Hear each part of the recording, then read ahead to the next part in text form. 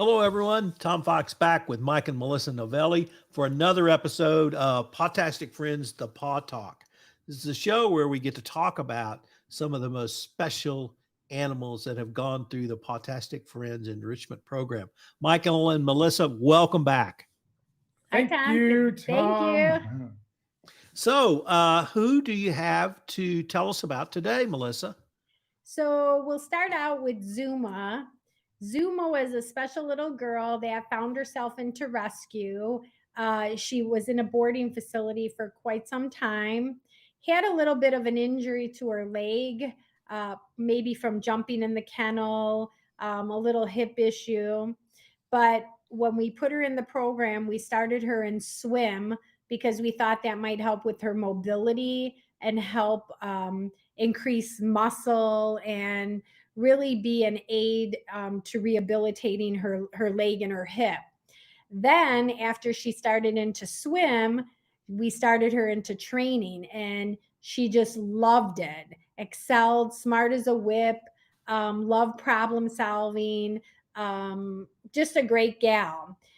All along, she was in our boarding buddies program, so volunteers would take her and walk her every Tuesday, Thursday, Saturday, pick her up from transport.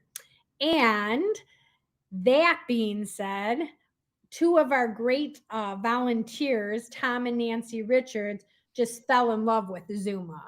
They transported her to training. They transported her to swim. They took her on overnight staycations at their house and just fell in love with her. Transported her to the vet to check on her hips and her legs.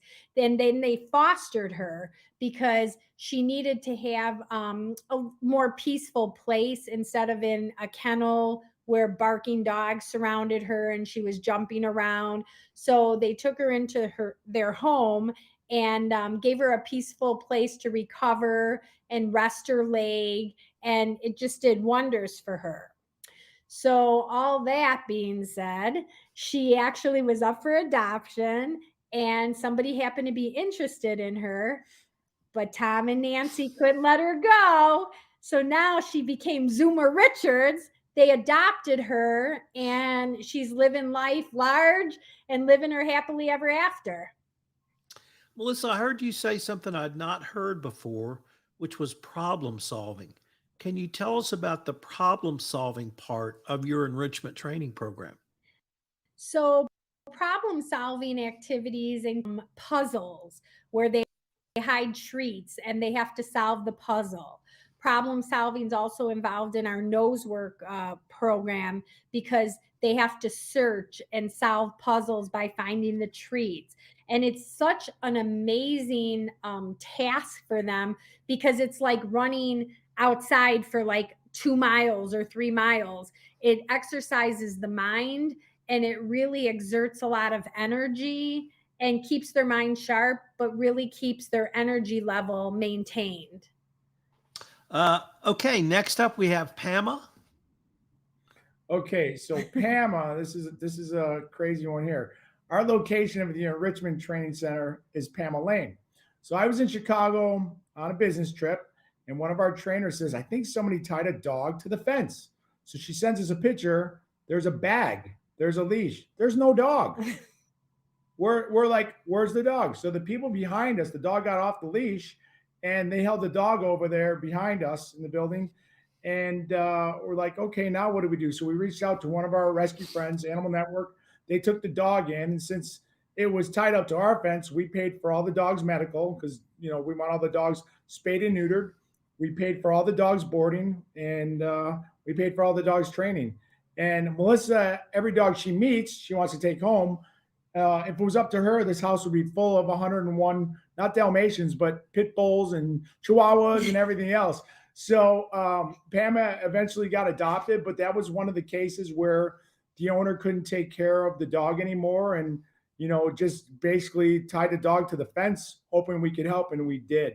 So that was great that we had the ability to help the dog that he couldn't care for anymore and get it training, pay for its boarding, pay for its medical, and find it a new home with our rescue friends at Animal Network. It's just amazing that how many people are struggling right now. Today at the center alone, We had 4 calls of people that wanted to surrender dogs. One lady, her grandma had passed away. The dog had puppies, pit bull Chihuahua puppies. So, spayed and neutering is a big thing that a lot of people, they just don't know. They need to be more educated on that.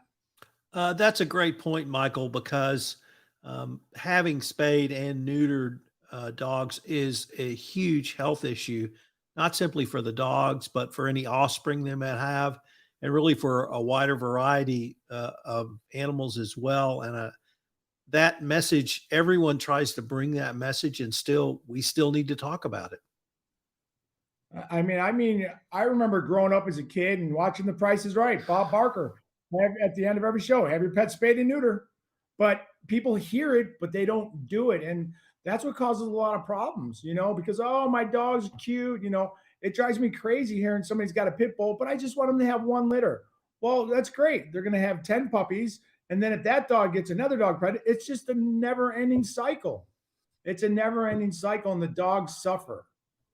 And that's one of the reasons that we really prefer rescue dogs, because we know that wherever they have been, whether it was a city pound or a city shelter or private shelter or Pawtastic Friends, they're going to be taken care of medically, and that we have some assurance that they will have received that treatment.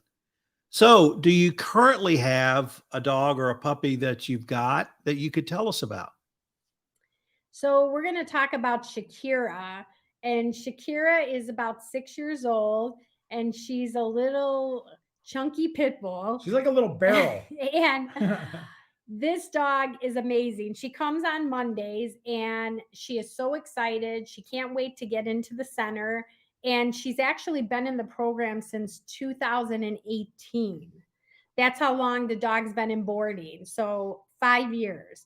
We met her January of 2018, and she's still in the program. And amazing dog.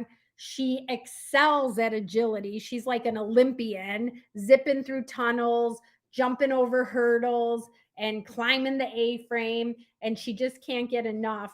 She loves playing fetch. She loves puppuccinos. She's a great dog. The only thing about Shakira is she does need to be your one and only, because she's not fond of other dogs. But she has so much love. Her hips don't lie, and she's just this great dog. So Shakira, Shakira. Why don't you pick up on that a little bit? Because I don't think people understand some dogs just need to be your solo dog, and doesn't mean there's something wrong with them. That's just the way they are. And how do you identify those types of dogs? And how does enrichment training help a dog who really wants to be a solo dog? So some dogs are, when they're surrendered to the rescues or the shelter, because their previous owner lets the organization know that they're not fond of friendly dog, or they're not fond of dogs. Some dogs end up in rescue because they're not getting along with the other dog in the household, and they basically surrender them because of that. We have socializing walls there. So what we like to do is we like to utilize those walls to safely socialize dogs, one on each side, and really test it out, because you don't always know. It could be the environment. If a dog's in a shelter for 5 years and the only contact they get with other dogs is when the dog runs by their kennel back and forth, and they have no socializing or interaction with them, it's a negative experience. So we like to handle socializing and doing socials for dogs in the program, even dogs that are outside of the program. We've helped, because it's a safe environment, and then you could really see the dog's mannerisms. It could be, like I said, the environment.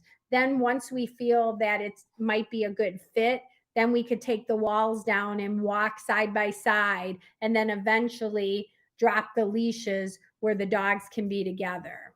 And socializing is very important when the dogs are young puppies, not when they're a year old, not when they're 2 years old. You got to socialize them young, because otherwise that's a contributing factor to them being like, oh my God, who's this? They're going to take my food. They're going to take my toy. They're going to, hurt my owner. Socializing is so important. And I'd probably say that in our program, I'd probably say that 85% of the dogs are labeled as only dog household. Really? Wow.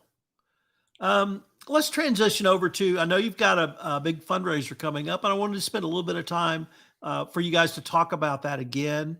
How's that coming along? Can you tell us once again about it so our listeners will know about it and hopefully can support Pawtastic Friends on your annual event?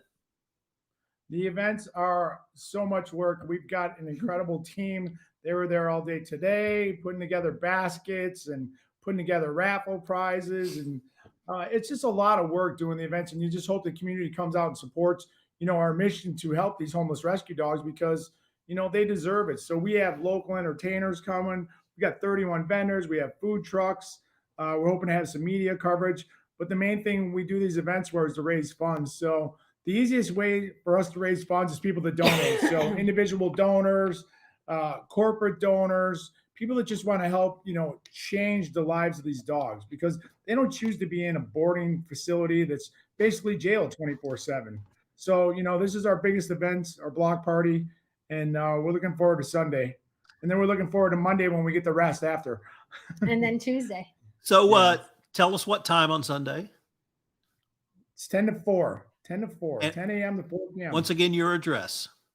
2200 East Pama Lane, Las Vegas, Nevada, 89119. The major cross streets are Sunset and Eastern. We're conveniently located by the airport in Sunset Park. So we're going to link to the Pawtastic Friends website and to the Pawtastic Friends annual fundraising event in our show notes. I hope we can get pictures of Zuma, Pama, and Shakira so we can put those on some of our social media sharing materials. Michael and Melissa, thanks again. I look forward to another visit for Pawtastic Friends, the Paw Talk. Tom, once again, thank you so much for helping us spread our message because without you, we don't hit all these new people that we need to hear about what we're doing. We're the only ones in the country that do this as a nonprofit enrichment training center for rescue dogs. So support from anywhere goes directly to the dogs. Once again, the only people that get paid is the landlord, the utilities, and the trainers. Melissa and I work full-time. Our volunteers work full-time. Nobody takes a penny. It all goes to where it should be, the dogs.